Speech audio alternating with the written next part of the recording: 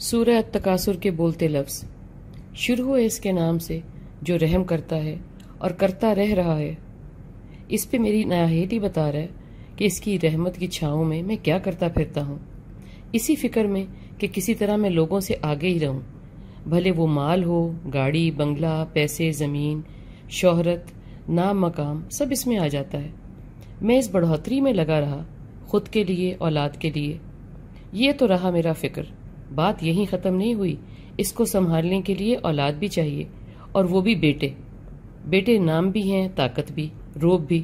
جتھا بنانے کی تگ و دو میں نے اولاد اکٹھی کی کہ روب ہو میرے فانی دنیا کے ساتھیوں پر، نہ کہ اللہ کی راہ کے مل کر مسافر ہوں۔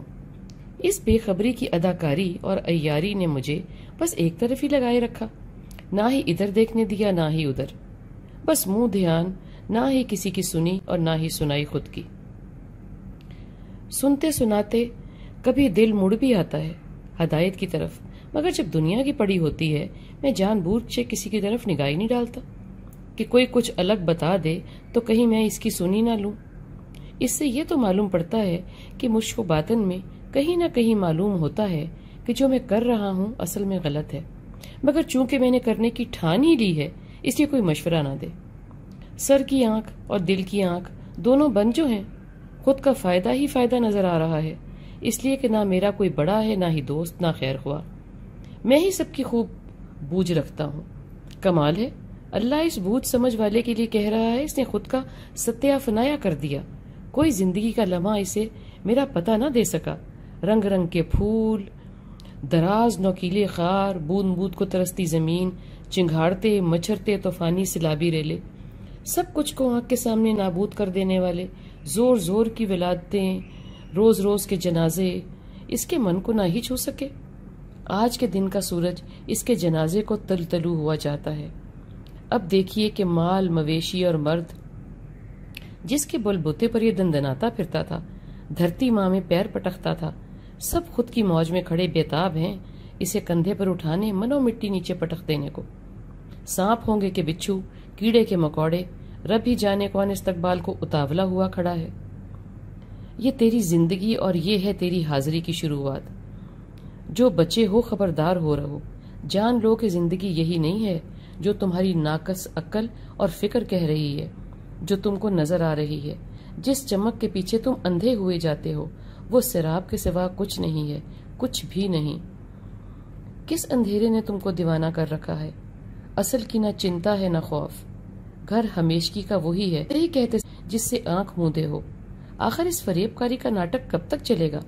وہ گھڑی، وہ لمحہ بس اگلے قدم کھڑا ہے، جس کو تم جانے تھے کہ آئے گا ہی نہیں، بلکہ ہے ہی نہیں، ایسے ہی کہتے سمجھتے تھے نا، جب تمہارا اندر کہتا تھا کہ مت دو خود کو چکر، یہ سب فانی ہے اور یہ جان اس کو ہی جانی ہے جو سب کائنات کا بانی ہے۔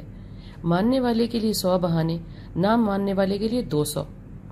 اگر کہیں تم خود کی آواز، خود کے باطن کی پکار پر کان دھر دیتے تو ایک لمحہ کو ڈر ہی جاتے کہ اتنے وزادار ہونے اور دکھنے کا آخرکار کوئی خیر خواہ نتیجہ نہ ہوگا۔ اگر دل کی گواہی پہ یقین کر ہی لیتے تو آج کی محفل اور ہی رنگ کی ہوتی، مگر تم تو یقین کی طرف آتے ہی نہ تھے نا۔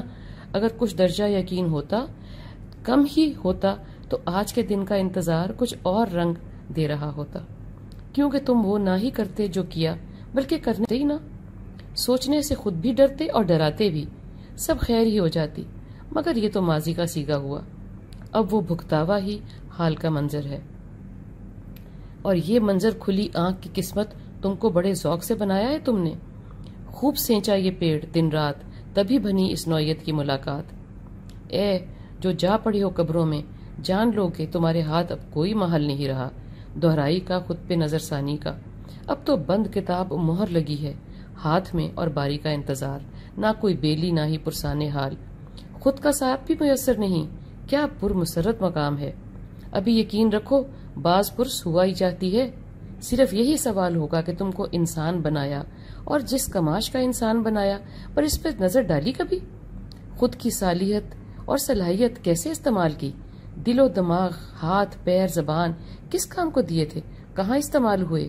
اور جو مال دیا تھا تجھے، وہ تیرے پاس میری امانت تھا، خود کے علاوہ اس کا کوئی اور والی نظر آیا؟ یہ ایک ہی سوال کے چند حصے ہیں۔